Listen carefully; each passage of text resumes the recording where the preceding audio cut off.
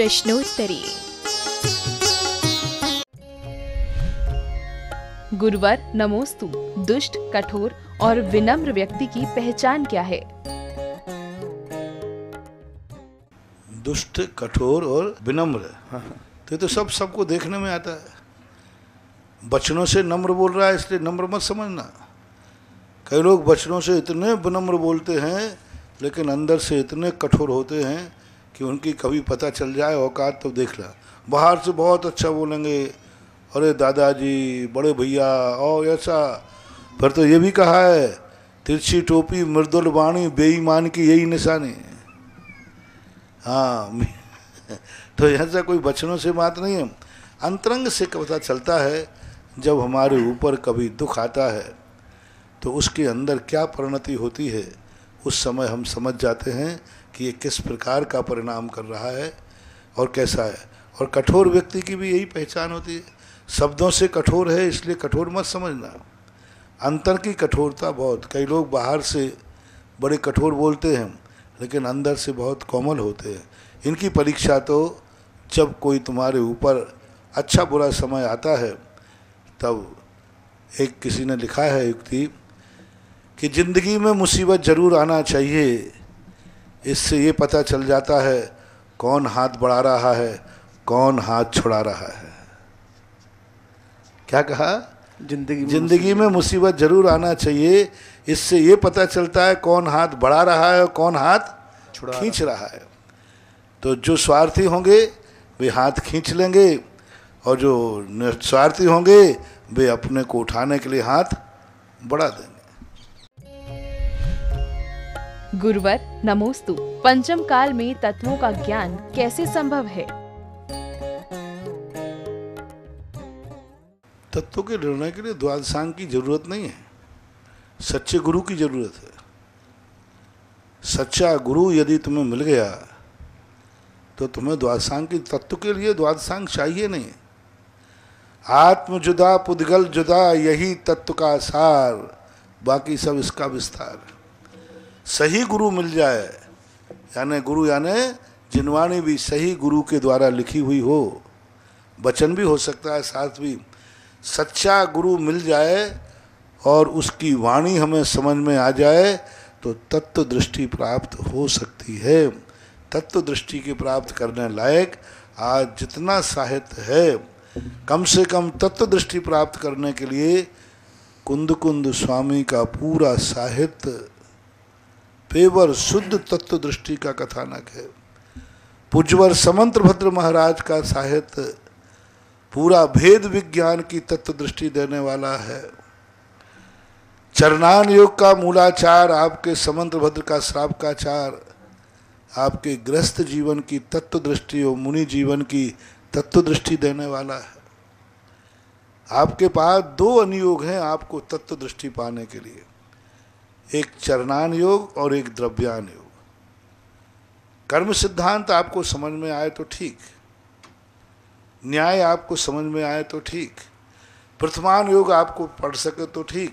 लेकिन यदि दो अनुयोग आपने पढ़ लिए सही, एक तो द्रव्यान योग और एक चरणान योग, तो आपके इस युग में पंचम काल में सदगति को प्राप्त करने लायक तत्व आपको इन दो अनुयोगों से संक्षेप में प्राप्त हो सकता है। एक तो चरणान योग आपको जरूरी है और द्रव्यान योग जरूरी है। ये दो अनुयोगों को आप पढ़िए और दोनों अनुयोग आज विद्यमान हैं, अच्छी तरह निर्दोष रूप से विद्यमान है। गुरुवर नमोस्तु। आकाश, धर्म, अधर्म और काल द्रव्य में हम उत्पाद, व्यय और ध्रुव्य को कैसे समझें? कि ये सारे के सारे धर्म द्रव्य नैमित्तिक द्रव्य हैं, ये दूसरों का निमित्त बनते हैं। हम चल रहे हैं, बैठ रहे हैं, परिणमन कर रहे हैं, यही तो उनके इंडिकेटर है। इन्हीं से तो हमें पता चलता है समय चल रहा है, हमें घड़ी बताती है। घड़ी तो पौधगलिक है, कांटा पौधगलिक है, कांच पौधगलिक, सब पौधगलिक, लेकिन इसके माध्यम से हम निश्चय काल का अंदाज लगाते हैं कि व्यवहार काल है तो निश्चय काल है। इसी प्रकार हमारी गति, हमारा रुकना, हमारा नया पुराना होना, यही इनकी पहचान के इंडिकेटर हैं, संकेत। गुरुवर नमोस्तु। क्या महिलाएं शांति धारा पढ़ सकती हैं? कोई बात नहीं, बहुत अच्छी तरह पढ़ना ही चाहिए। पुरुष करें, महिलाएं पढ़ें, बहुत अच्छे। मैं तो कहता हूँ ये काम महिलाएं संभाल लें तो मेरा काम तो बहुत अच्छा है। पढ़ना चाहिए। एक स्थान पर ऐसा होता है, सारे पुरुष धोती दुपट्टा पहन के आते, अभिषेक करते हैं, और पूरा अभिषेक पाठ शांति धारा महिलाएं बैठ करके सब किताब ले लेंगी, महिलाएं पढ़ेंगी। पढ़ने में कोई बाधा नहीं, पढ़ना चाहिए, अच्छा है। घर के परिवार के लोग, माता मतलब माता पढ़े, बेटा करे, पत्नी पढ़े, पति करे, भाई करे, बहन पढ़े, कोई बाधा नहीं, पढ़ना चाहिए, अच्छी बात। यदि पति करे और पत्नी शांति धारा करे, उसमें बहुत अतिशय, क्योंकि वो सच्ची भावना देगी, वो उसकी लगाव है तुमसे। वो भावना पढ़ते समय इतनी भाव विभोर हो जाएगी, हे भगवान मेरे पति की हर इच्छा पूरी हो, यही मेरा सुख है, यही मेरा सुहाग है, यही सब कुछ है। माँ जब पढ़ेगी बेटे के लिए कितनी विशुद्धि से पढ़ेगी, बहन पढ़ेगी भैया के लिए कितनी विशुद्धि से पढ़ेगी, बहुत विशुद्धि। मैं तो कहता हूँ मेरे से ज़्यादा विशुद्धि तुम्हारे इनमें होगी, क्योंकि मैं तो पारमार्थिक दृष्टि रखता हूँ, इनको तो तुमसे लगाव होता है। अच्छी बात है, करो, ये शुरुआत करो। गुरुवर नमोस्तु। श्री मुनि सुव्रत नाथ भगवान का जाप स्वयं करें और किसी परेशान व्यक्ति को करने को बोलें तो इसमें कोई दोष लगेगा? नहीं, आप बताने वाले झाड़ा फूकी वाले मत बन जाना। मैं ही नहीं बताता हूँ, तुम क्या बताओगे? उनके कष्ट को मैंने ये बताया है कि मुनि सुब्रत नाथ भगवान का जाप ये है। बहुत सारे लोग होते, आप बताना शुरू कर दोगे तो आप तो झाड़ा फूकी चालू कर दोगे। आओ मैं तुम्हें परेशान बताऊं, आपको बताना ही है तो इतना ही सामान कह सकते हो कि मुनि सुब्रत नाथ भगवान जो हैं, क्योंकि आजकल झाड़ा फूकी बहुत जल्दी चालू हो जाएगी। मैं कमरे में क्यों नहीं बताता, वो मंत्र मंदिर में लिखवा दिया मैंने। अब कमरे में आते लोग, महाराज जी हम कौन सी माला फेरे, तो मैं ये भी नहीं बोलता हूँ कि वो मंदिर में लिखा वो पढ़ लेना। मैं ये भी नहीं बोलता हूँ कि ये ओम ह्रीम श्रीम छीम झीम, ये भी नहीं बोलता। मैं प्रवचन दे सकता हूँ, प्रवचन देना हमारा उपदेश है, और कमरे में बताना झाड़ा फूकी है। यही भक्तांबर में यहाँ बैठा बोल रहा हूँ, फलाना श्लोक फलानी समस्या को दूर करता है, फलाना श्लोक 45वां श्लोक हमारे निरोग का कारण है, यहाँ मैं बता सकता हूँ, ये प्रवचन में आएगा। अब कमरे में आए, महाराज जी मैं बहुत बीमार हूँ, अब वहाँ मैं नहीं बताऊँगा 45वां नंबर श्लोक पढ़ लेना। कमरे में बताया तो झाड़ा फूकी हो गई, दुकानदारी हो गई, और प्रवचन में बताया तो ये वस्तु का स्वरूप है। इसलिए बहुत सारे लोग आते, महाराज जी कुछ तो बोल दो, आप अपने मुंह से वो ही बोल दो जो मंदिर में लिखा है। मैं कहता हूँ वो ही पढ़ो जो मंदिर में लिखा है। हमारे आप बोलो ना कि मंदिर में जो लिखा है उसका जाप करना, मैं तो नहीं बोलूँगा। बहुत लोग बुलवाने का, वो कहते महाराज जी आप इतने कह दो नमोकार मंत्र की माला फेरो। मैंने कहा मैं तो नहीं फेरूँ, बताऊँगा, क्योंकि कमरे में नमोकार मंत्र बताऊँ तो झाड़ा फूकी। महाराज आप इतना कह दीजिए कि भक्तांबर पाठ का फलाना श्लोक पढ़ लेना। मैंने कहा मैं नहीं बोलूँगा। चलो महाराज इतना बोल दीजिए, मैं बहुत बीमार हूँ, आप बोल दो इतना कि कल शांति धारा कर लेना, ये तो बोल सकते हूँ, मैं नहीं बोलता। आज तक किसी से मैंने ये नहीं कहा कि तुम शांति धारा कर लेना। और शांति धारा पर मैं कितना बोलता हूँ, बोलो ना, लेकिन कहाँ बोलता हूँ? प्रवचन में खूब बोलता हूँ, शांति धारा में इतनी शक्ति है, बीजाक्षर में इतनी शक्ति है। लेकिन यही चीज़ तुम कमरे में आके पूछना, महाराज जी हमारी बहुत परेशानी है, शांति धारा कर लूँ, मैं नहीं बोलूँगा। कमरे में बताने लग जाऊँ तो झाड़ा फूकी में आ जाऊँगा, और प्रवचन में बताऊँ तो ये मेरा उपदेश है, कर्तव्य है, प्रवचन स्वाध्याय है। इसलिए जो चीज़ मेरे से चाहिए है, मेरे प्रवचनों में से आप कलेक्ट कर लीजिए। कृपया करके कमरे में आकर के मुझे झाड़ा फूंकी वाला बाबा मत बनाए, ओ मेरे प्यारे भक्तों। हाँ, हालांकि मैं बहुत सावधान हूँ। कई लोग कहते महाराज जी वही कह दो ना आप, कल शांति धारा कर लेना। मैं कहता नहीं, ये सुकांत भैया से पूछो, कमेटी से पूछो, मैं नहीं कहूँगा। आज ही व्यक्ति आए, यदि महाराज जी आप कहो मैं बहुत परेशान हूँ, आप कहो तो शांति धारा कर लो, मैंने कि मैं नहीं कहूँगा। कमरे में तो नहीं बोलूँगा, यहाँ प्रवचन में खूब बोलूँगा। प्रवचन में किसी को छोड़ता नहीं हो, कमरे में किसी से बोलता नहीं हो। गुरुवर नमोस्तु। क्या अभिषेक करने से पूर्व मंडप जी को चारों ओर पुष्पों और चंदन से सुसज्जित करना चाहिए? कुसुम चंदन का अर्थ है बाहर से उसका श्रृंगार करो, यानी जो अपन ने स्वस्तिक बना दिया, केसर लगा दिया, कुसुम चंदन से, कुमकुम से उसको मांगलिक करो, यानी पुष्प अंदर मत डाल देना। नहीं, चारों तरफ गुरुवर। हाँ तो ठीक है, वो पुष्प है सामान, यानी उसको श्रृंगार करने की बात है। भूषिताग्रे, यानी अंदर नहीं, अग्रे यानी बाहर के भाग में पुष्पादिक से उनको श्रृंगार करें, कोई बाधा नहीं, कर सकते। गुरुवर नमोस्तु। प्रवचन सुनने के बाद उन्हें पूरी तरह से जीवन में न उतारने पर क्या गुरु अवज्ञा का दोष लगता है? अवज्ञा का तो होता ही है, लेकिन कुछ समस्याएं और मजबूरियां होती हैं जिस कारण से पूरा निर्णय नहीं कर पाते, और कई बार हमारा विश्वास नहीं जम पाता है कि गुरु जो कह रहे हैं वही सत्य है। मैं कहूँ कि तुम अभी दोपहर के स्वाध्याय में आया, मैं कहूँ कि उपवास में बड़ा आनंद आता है, तुम कहोगे महाराज रोटी खाने में बड़ा आनंद आता है, क्योंकि रोटी खा के भी मैंने देख ली और उपवास करके भी देख लिया। उपवास जिस दिन किया तो रात भर कैसे निकली वो मैं ही जानता हूँ, और जिस दिन रोटी खाई है उस दिन पता नहीं चला रात कब निकल गई। तो बताओ सुख किस में है, उपवास में कि रोटी खाने में?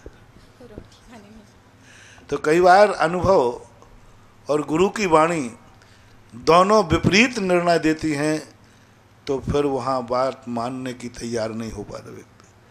अनुभव कुछ कह रहा है, अनुभव तो कह रहा है खाने में सुख है, और गुरु कह रहा है उपवास में सुख है। तो अब ये से दो विपरीत बातें जब टकरा जाती हैं तो व्यक्ति उनमें से जो जीत जाता है, अनुभव जीत जाता है तो गुरु की बात को ठुकरा देता है, और गुरु की बात जीत जाता है तो हो जाता है। कई बार तुम्हारे कितनी चीज़ों में है, अब तुम्हें लगता है, मैं कहता हूँ अभिषेक पूजन करो, तुम कहते हैं मुझे तो सुबह से कष्ट होता है। अब तुम्हें कहूँ मैं कि तुम दान दो, महाराज जी तुम्हें, मुझे तो एफडी बनाने में आनंद आता है। दान देने में ज़्यादा आनंद आता है कि एफडी बनाने में? और अनुभव में तो एफडी आ रही है और महाराज कह रहे हैं दान दो, तो अनुभव तो टकरा गए। और जब दो टकराते हैं तो जो जीत जाता है वह सफल हो जाता है। यदि अनुभव हार गया तो गुरु की बात को तुम मान लोगे, तुरंत मान लोगे, और यदि अनुभव जीत गया तो गुरु की बात की उपेक्षा कर दोगे। गुरुवर नमोस्तु।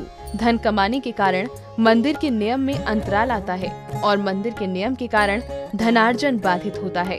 दोनों में सामंजस्य कैसे बैठाना चाहिए? व्यक्ति को मैं सदा प्रवचन देता हूँ, पुण्य इतना न बढ़ जाए कि हमारी नीति पुण्य से छूट जाए। जिस कृपा से हमें वो पुण्य मिला है, कहीं वो कृपा को ना भूल जाए। आज तुम्हारे पास जो 2 पैसा है वो नियम से किसी दान रूपी बीज से ही उत्पन्न हुआ। मैं सदा कहता हूँ तुम ये अहंकार मत करना कि आज मेरी थाली में रोटी है, मैं कमा के लाया हूँ। ना जाने कितने लोग रोटी कमाने जाते हैं, शाम को खाली लौटते, उन्होंने भी पुरुषार्थ किया। आज तुम्हारे पास जो रोटी है पुरुषार्थ एक निमित्त है, कल जरूर तुमने एक टुकड़ा किसी को रोटी का दिया होगा। तुम ये मत समझना कि आज मेरे पास धन है, मैं अपनी बुद्धि से कमा रहा हूँ। कौन नहीं कमाता बुद्धि से? कौन मेहनत नहीं करता? कौन धंधा नहीं करता? कौन 24 घंटे नहीं सोचता कि धन कैसे कमाऊं? लेकिन सभी सफल क्यों नहीं होते? तो वहाँ ये समझ लेना चाहिए, मेरे पुरुषार्थ से मैंने धन नहीं कमाया, पूर्व भाव में मैंने कभी दान रूपी बीज बोया होगा, तभी कहीं जाकर ये फसल लगी। अब जो दान रूपी बीज से आज तुम्हारे पास 2 पैसा है और आज तुम दान देना भूल गए। आज जो तुम्हारे पास जो पुण्य का उदय है किसी पुण्यात्मा की संगति से हुआ था, आज पुण्यात्मा की संगति से भूल गए। इसे हमारे यहाँ पापानुबंधी पुण्य कहते हैं। पुण्य का उदय तो आया, लेकिन पुण्य का उदय जब आएगा उस समय वो मंदिर छोड़ देगा। अक्सर कर आप देखना, जैसे जैसे व्यक्ति की धन दौलत बढ़ती है तो उसका भाव पाप की तरफ जाता है, धर्म की तरफ नहीं। फॉर एग्जाम्पल, आपका किसी दिन कोई जन्मदिन है या सुख का दिन है, बहुत अच्छा है, बहुत फ्री हो, पैसा भी हाथ में है और घर में भी कोई काम नहीं, कोई धंधा नहीं करना, स्कूल नहीं, कहीं कुछ नहीं जाना, ऐसे सुख का दिन है, बहुत अच्छा दिन आया, ऐसे सुख का दिन तुम लोग सब बैठ करके मीटिंग करोगे या तुम अपने मन से पूछना कहाँ बिताने का भाव आ रहा है? किसी हॉस्टल में, गार्डन में, पिकनिक स्पॉट पर या किसी तीर्थ क्षेत्र पर? 99% लोग सुख का दिन गार्डन में बिताने का भाव करेंगे। 99% गार्डन में चलते हैं, आज कोई काम नहीं, घूमने चलते हैं, कहीं होटल में जाके बिताएंगे, क्योंकि आज सुख का दिन है, 2 पैसा हाथ में है। 2 पैसा हाथ में आने के बाद सुख का दिन 99% लोगों के गार्डन में बिताने का भाव आएगा। 1% लोगों को भाव आएगा कि मेरे पास 2 पैसा है, चलो किसी तीर्थ क्षेत्र की यात्रा करते हैं हम, चलो तीर्थ क्षेत्र में दान देते हैं। 1%। आज बहुत सुख का दिन है, पैसा भी हाथ में है, कोई काम नहीं है, कोई टेंशन नहीं है, चलो आज का दिन किसी गुरु के सानिध्य में व्यतीत करेंगे, चलो आज का दिन अपन तीर्थ यात्रा पर जाते हैं, आज के दिन ये 2 पैसा अपन किसी तीर्थ यात्रा पर जाके लगाऊंगा। ऐसा भाव 1% लोगों में आता है। बस यही कहलाता है, जो 1% लोगों में आया वो पुण्यानुबंधी पुण्य है और बाकी 99% लोगों का पापानुबंधी पाप है। इसलिए हमेशा अपने जीवन में जिसके बल पर अपन बड़े हैं, जिसके बल पर आज हमारे पास पुण्य है, उसकी खोज करके उस क्रिया को नहीं भूलना। हमारे आचार्य श्री सदा कहा करते हैं, किसी गरीब को आशीर्वाद का आश्वासन मत देना, किसी गरीब को कोई लक्ष्मी यंत्र कुबेर यंत्र मत देना। किसी गरीब जिस पाप कर्म के उदय से हुआ है उस पाप को कम करा करके उसको दान देने का उपदेश दे देना, वो गरीब अमीर बन जाएगा। कई लोग कहते हैं कि तुम गरीब हो, लो मेरे से मंत्र ले जाओ, लक्ष्मी यंत्र, कुछ नहीं होना, लो मैं पीछे लगा देता हूँ, आशीर्वाद देता हूँ, कुछ नहीं होगा बंधु से। उससे कहना कि तुमने पूर्व भाव में गरीब इसलिए हुए हो कि तुमने धन मिला था, पापों में खर्च किया, अय्यासी में खर्च किया, शराब की बोतलें खोली, पापों के लिए तो धन खर्च किया, धर्म में कभी खर्च नहीं किया, इसलिए तुम गरीब हुए हो। लो तुम आज से थोड़ा थोड़ा दान देना शुरू करो, जितनी शक्ति है उतना दो। ये दान ही तुम्हें एक दिन गरीबी से मुक्ति दिलाकर अमीर बनाएगा। ऐसी तत्व दृष्टि रखेगा व्यक्ति तो कितना भी बड़ा हो जाए वो धन की कीमत है। धन बुरा हु भला कहिए, धन यदि हमें पाप की तरफ ले जाता है तो बुरा है, धन यदि धर्म की तरफ ले जाता है तो भला है। धन तीर्थ बनाने के लिए धन नहीं चाहिए, धन है तो तीर्थ बना लेना चाहिए। तीर्थ बनाने के लिए धन मत कमाओ, और धन है तो फिर तीर्थ बनाए बिना रहना नहीं चाहिए।